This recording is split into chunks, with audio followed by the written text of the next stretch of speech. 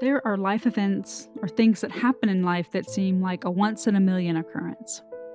You have heard of it happening to someone else, but never thought it was possible in your own life.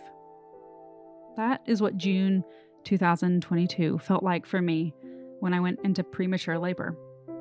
But for us, those things kept happening. Those once in a million life events turned into the rule and not the exception.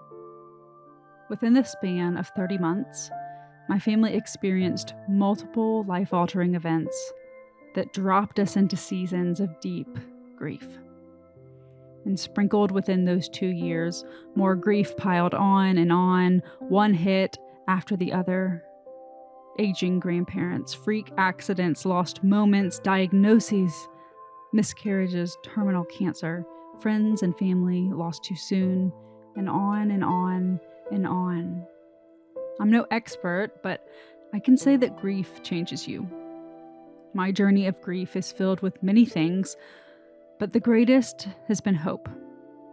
This is my story. At 6 months pregnant, I went to the hospital. I felt a little off and wanted to be safe rather than sorry. It was a Tuesday, and I texted my coworkers that I would be in later. I expected that once at triage, they would tell me that I was having Braxton Hicks, and they would send me on my way feeling silly but assured. There was a cafeteria menu posted in the elevator. Tuesday's meal this week was listed as fish and chippy. We laughed out loud at the ridiculous thought of eating fish and chips in a random hospital on a random Tuesday in June. Honestly, we still laugh about it sometimes. We hold on to those little moments of lightness and levity we found along the way. I never expected that just 24 hours later, my son would be born. 13 weeks early, and fighting like hell, W rushed into the world. It was something out of a dream. You hear about stuff like this happening, but never to anyone in your close circle, and certainly never to you.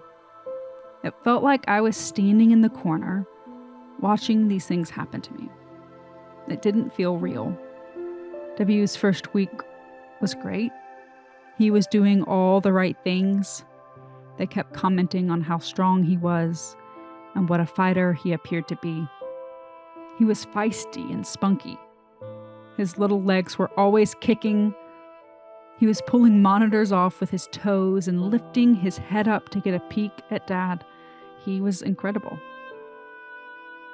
At 1 week, we got the devastating news that sometime during labor and birth, W suffered a brain bleed. Though not always, this often brings with it damage to the areas around the bleed that can lead to a variety of disabilities. We were already trying to wrap our heads around the reality of W's preterm birth. And just as we began to wrap our minds around the possibility of having a disabled child, July 6th came.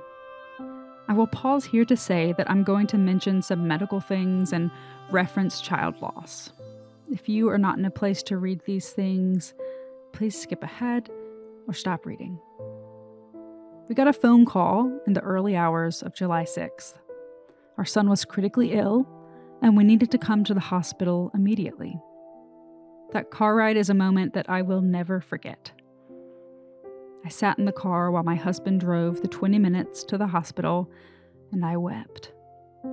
I cried out to God in a way that I have never done before. This is not our story. It will not end like this. Our child will not die tonight. Over and over and over. I will pause again to say that my husband and I decided early on that we would not share many details of W's health journey. His diagnoses and his medical story are his to share if and when he is ready. When we arrived, we were told that he was too critical to move to an OR. As we signed papers and gave consent to operate, the entire mobile operating room was arriving at our son's bedside. No less than 20 doctors, nurses, and techs were surrounding us. We looked at our son. We told him that he was a fighter. We squeezed his hand and said that we would see him soon. And then we left him there and sat in the waiting room.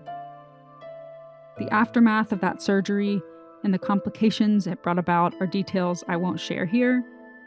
What matters is that our son lived. We had really low days during our hospital stay. We also had days of waiting, days of watching paint dry, days filled with dreams of the future. After spending 168 days in the NICU, after multiple surgeries, treatments, countless blood transfusions, and so much more, W came home just 18 days before Christmas. We breathed a sigh of relief and experienced Advent in an entirely new light. He was home, but life didn't get easier. We entered a new season of grief in 2023. Grief for the life we expected and planned for that would no longer be. Grief over what we experienced and the forever ramifications it held. Grief for the life we were missing out on, the typical parenthood experience. We were forever missing out. We never left the house unless for work or doctor's appointments. We guarded our son's health with our lives, and we did a damn good job at keeping him well and away from sickness. Around his first birthday, we finally started to emerge. He was less fragile, and we were still protective. The next year brought comfort and baby steps. Life was starting to feel more manageable. We could finally breathe a bit better. In June of 2024, I looked at my husband and said, "I think we're finally coming up for air. We're in a good place. W is doing amazing. We are doing an amazing job of caring for him. I think this is a turning point." Then July 4th, 2024 came.